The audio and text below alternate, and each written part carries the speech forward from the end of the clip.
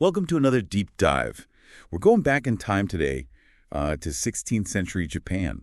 Ooh, It was a time of warring states, legendary figures. sounds exciting. It is. And get ready to meet a man named Yasuke. Now, his story is one you won't soon forget. He breaks the mold of what we typically think of when we hear the word samurai. I'm intrigued already. So what kind of sources do we have to work with here? I mean, we talking like ancient scrolls or something? We're diving into some pretty incredible stuff. We have historical records, Jesuit letters, and even some artwork that might just depict Yasuke. Artwork, you say? All right, you've got my attention. Let's hear it. What's the mission for today's deep dive? By the end of this deep dive, you'll understand not just who Yasuke was, but what his presence reveals about race, cultural exchange, and the very definition of a samurai in those tumultuous times. All right, I'm ready to have my assumptions challenged. Let's get into it. Okay, so we know Yasuke was a samurai of African origin. He served Oda Nobunaga, a powerful warlord, a key figure in unifying Japan. I mean, a samurai of African descent. That's incredible. It really makes you wonder about his journey, how he even ended up in Japan. Right. It's amazing, and that journey is shrouded in mystery. Oh, I imagine the sources are pretty fragmented. They are. They offer these glimpses, but so much remains unknown. He's often referred to as coming from the Indies, which back then could refer to a vast area from Africa to India. The Indies talk about a vague term that could mean almost anything back then. Exactly. And some accounts even suggest he might have been Muslim. Wow, that adds a whole other layer to this Muslim African samurai in Japan. Okay, I'm hooked. So how does he even get to Japan in the first place? He arrives in 1579 with the Jesuit missionary Alessandro Valignano. Valignano was seeking an audience with Oda Nobunaga. Ah, so he arrives with the Jesuits. That makes sense. But I'm guessing his arrival wasn't exactly low-key. I mean, a man of African descent in Japan at that time. You're right about that. It was chaotic, to say the least. I bet. Luis Fros, a Jesuit missionary, describes people in Kyoto practically rioting trying to get a look at Yasuke. A riot? Seriously? Yeah. The Jesuit annual report even mentions injuries and deaths from people trying to get close to him. People died. That's wild. It highlights just how striking his presence must have been in a society where people of African descent were likely a very, very rare sight. I can't even imagine what a sight that must have been. So this news, it reaches Nobunaga eventually, right? It does. Word of this captivating newcomer reaches Oda Nobunaga, the most powerful warlord in Japan at the time. So how does Nobunaga react? Is he, like everyone else, completely taken aback?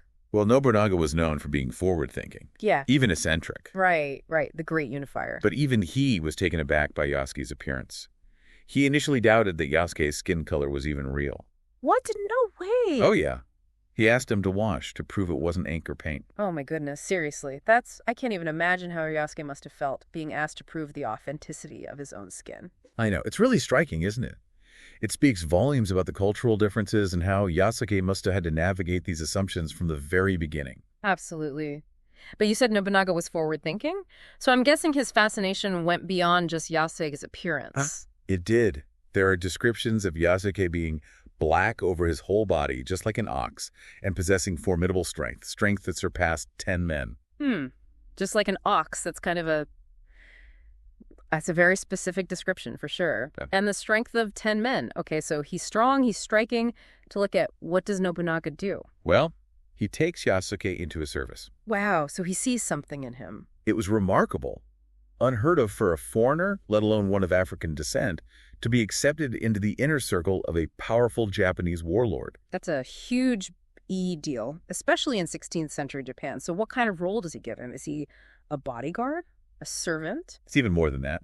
He didn't just offer him a menial role. No. He gave him the name we know him by today, Yasuke. Ah, so that's where the name comes from. Interesting. And he granted him a sword, a house, and even a stipend. Hold on. A sword, a house, a stipend. These were not just empty gestures. I mean, a sword symbolizes a warrior's status.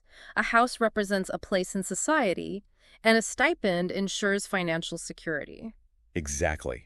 These were symbols of trust and acceptance. Nobunaga was a man who broke with tradition. And accepting Yasuke into his service was a bold statement, especially during a time when Japan was still largely closed off from the outside world. He's really putting Yasuke up there with the elites. It makes you think what kind of man Yasuke must have been to earn that kind of trust and respect. And this brings us to the most incredible part. Yasuke wasn't just brought in as a servant or bodyguard, he was bestowed the rank of samurai.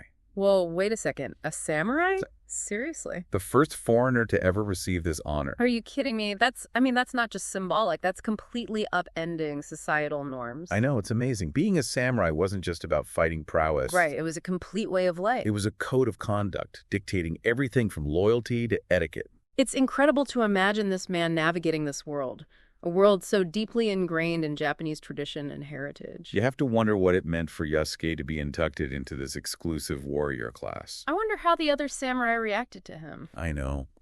We do know he was even entrusted with carrying Nobunaga's weapon. Really? So he wasn't just a figurehead. He was a trusted member of Nobunaga's inner circle. It makes you wonder about his daily life as a samurai, doesn't it? It does.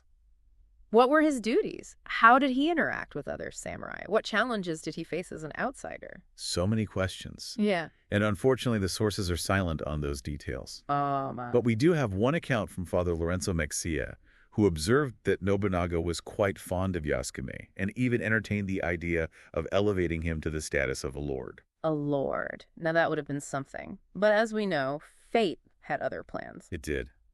The year 1582 brought about a dramatic turn of events. The Hanaji incident, a betrayal that shook the foundations of Japanese power and forever changed Yasuke's fate. Oh, man. This is where things get really interesting, right? They do. Okay, so we have Yasuke, this outsider who has risen to the ranks of samurai, serving one of the most powerful figures in Japan. And then, boom, the Hanaji incident. Akechi Mitsuhide, one of Nobunaga's own generals, launches a surprise attack. Talk about a plot twist. So what happens? Is Yasuke caught completely off guard? Well, Nobunaga is caught off guard at Hanaji Temple. He's vastly outnumbered by Mitsuhide's forces. So he's trapped. Yeah, facing certain defeat. And what about Yasuke? Where is he during all of this?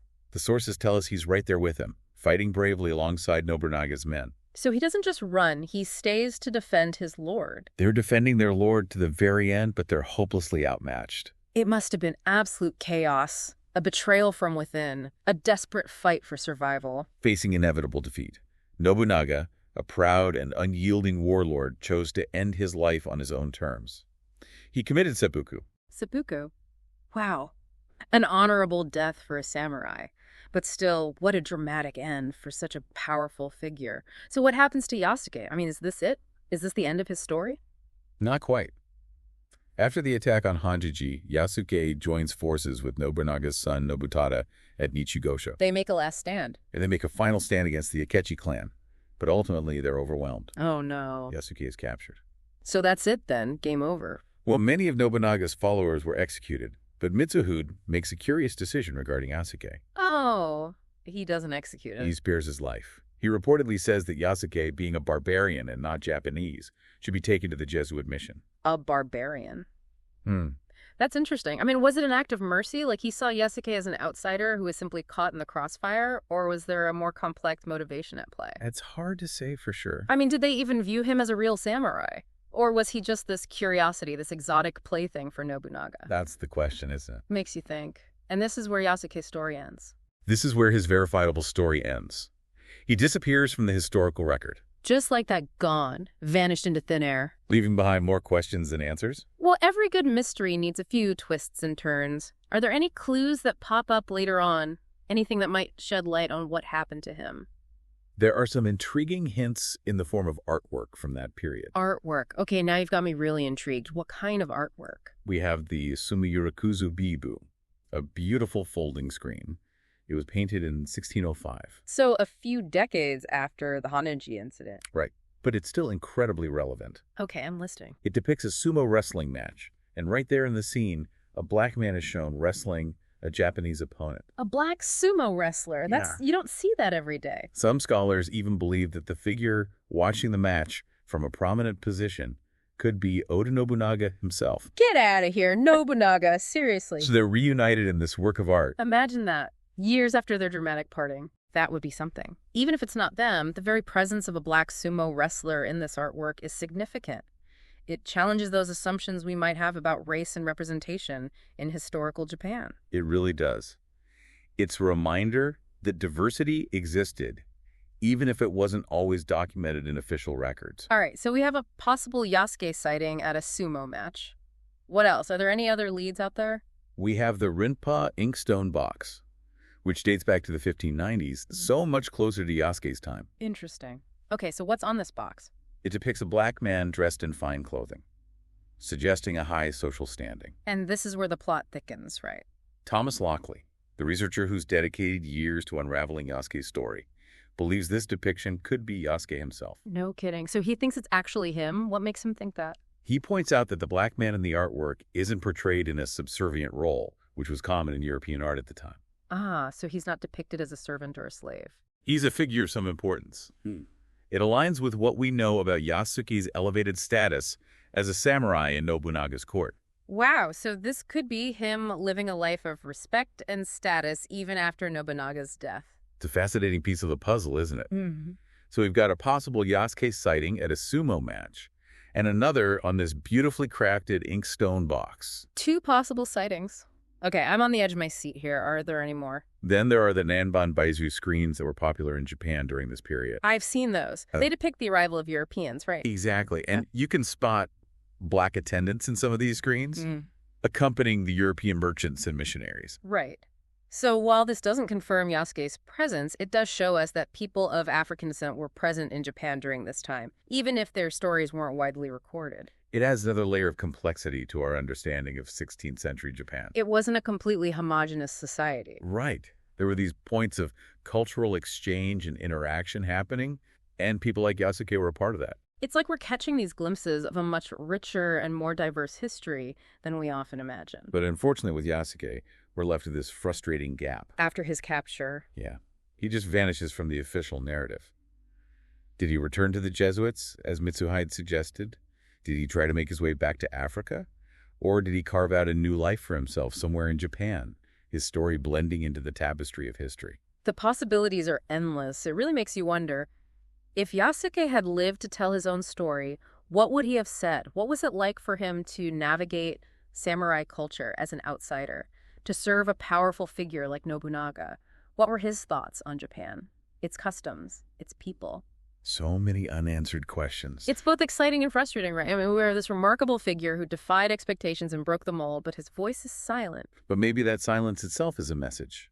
It's a reminder that history is often incomplete, that the stories of marginalized individuals are often lost or overlooked. Yeah, and it's a call to keep digging, to keep searching for those hidden voices that can enrich our understanding of the past. It really underscores the importance of looking beyond those official narratives and seeking out those untold stories that can provide a more complete and nuanced understanding of history. And even if we never uncover all the answers, the very act of searching, of questioning, is valuable. So what does Yasuke's story mean for us today, centuries later? Why does his legacy continue to resonate? I think that's a question worth exploring. We've been on quite the journey with Yasuke. From the bustling streets of Kyoto to the inner circle of Oda Nobunaga, his story has taken us through triumphs and tragedies, leaving us with a sense of wonder and a thirst for more. And even though his story ends abruptly, there's so much we can take away from what we do know. Yasuke's journey, it transcends time and place, offering these valuable insights that resonate even today. It really makes you think about the power of one person to challenge our assumptions about history and the world around us. I mean, here we have a man of African descent rising to the rank of samurai in 16th century Japan. Right. It shatters those stereotypical images we might have about those cultures and time periods. Completely. Yasuke's presence in Japan, it forces us to confront these complexities of history, the fluidity of identity, and how individuals can just defy categorization.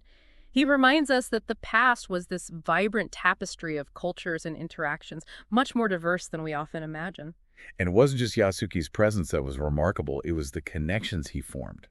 Think about the relationship between Yasuke and Nobunaga. Yeah. They came from completely different backgrounds, different cultures, different continents even. Right. And yet they formed a bond, a relationship built on respect and trust. It speaks volumes about both men.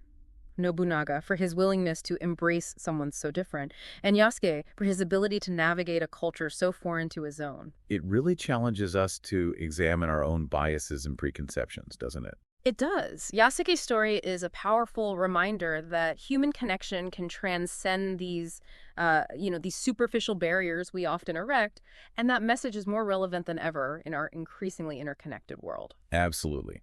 We've talked about defying expectations, But there's also this undeniable element of resilience that runs through Yasuke's story. The journey he undertook, the challenges he faced, the uncertainties he navigated, it's inspiring. Oh, yeah. He was a true trailblazer. Forging a path where none existed before, he had to adapt, to overcome, and to constantly prove himself in a world that was often hostile to outsiders. And even though his story ends abruptly, you can imagine him facing whatever came his way with that same courage and determination. It's a testament to the human spirit's ability to persevere, to adapt, and to leave a mark on the world, even when the odds are stacked against us. Absolutely. And, it's remarkable how Yasuke's story continues to inspire people centuries later. He's appeared in books, manga, anime, even video games, and there's a live-action film in the works. Wow, that's amazing. It's incredible to see how his legacy continues to evolve and be reinterpreted through different creative lenses. It speaks to the enduring power of his story and how it captures the imagination, I think, across cultures and generations. I think it's because his story touches on these universal themes of resilience, the search for belonging and the power of human connection. These are themes that resonate with people regardless of their background or where they come from. So as we wrap up this deep dive into the enigmatic life of Yasuke, the African samurai, what's the one thing you hope our listeners take away from this story? I think it's the importance of questioning what we think we know about the past. Yasuke's story, it reminds us that history is full of surprises, full of untold stories waiting to be uncovered. It encourages us to look beyond the traditional narratives and to embrace those hidden figures who challenge our assumptions and enrich our understanding of the world. Beautifully said. Yasuke may be a figure shrouded in mystery, but his story shines a light on the complexities of history, the power of human connection, and the resilience of the human spirit. It's a story that challenges us to look closer, to dig deeper, and to never stop questioning. Thanks for joining us on this deep dive. Until next time, keep exploring.